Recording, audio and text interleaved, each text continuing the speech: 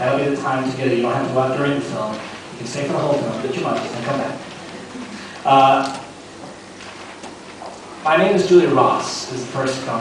I have a note on this that I found out that I thought was interesting. I have nowhere else to put it, so I'm going to put it right at the front here. Joseph Lewis's wife was born in Rochester. They didn't live their whole life here, but it was interesting how she got her name. Her name was Buena Vista.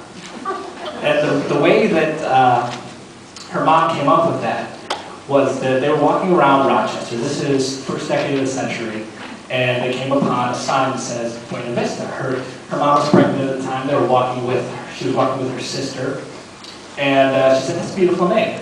If this is going to be a daughter, I'm going to name her Buena Vista." So that's what happened. I did some research. I contacted the Rochester Historical Society, and I'm not sure exactly where this was. There is a Buena Place, which was in the 12th Ward, which is somewhere near where Strong Museum is right now. So we think that there was a building complex that was going up called Buena Vista at the time, 100 years ago, and that's where they got the name. That's the story. My name is Julia Ross, was based on a novel called The Woman in Red by Anthony Gilbert.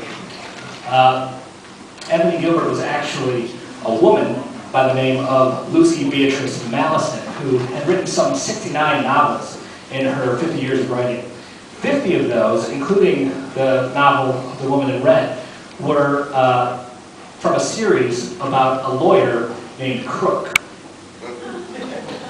She was ahead of her time, I don't know what to say. I'm not sure, I couldn't find a copy of this book, so I couldn't read the book and then figure out how they adapted that series character to this film.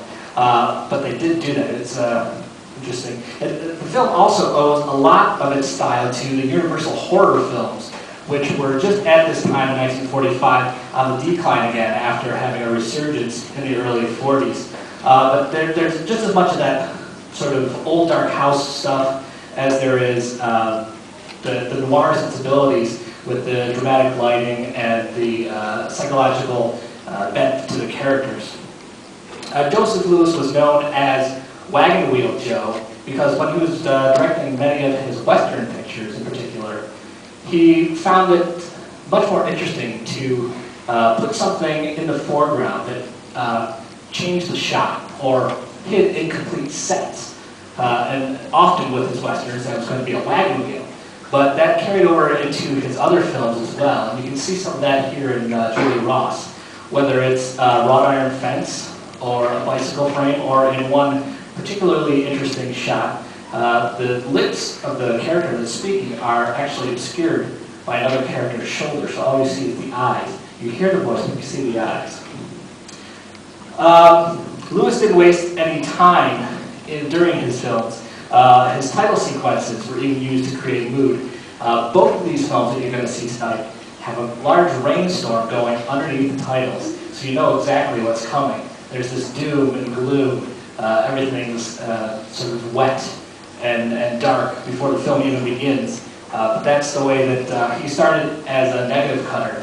So he had some work in title sequences, and he knew that with these 6-reelers, 8-reelers that he was making, he needed to use all the time he had in order to create that content. So I hope you enjoyed. My name is Julia Ross, and stick around for Gone Crazy, and I'll talk to you later.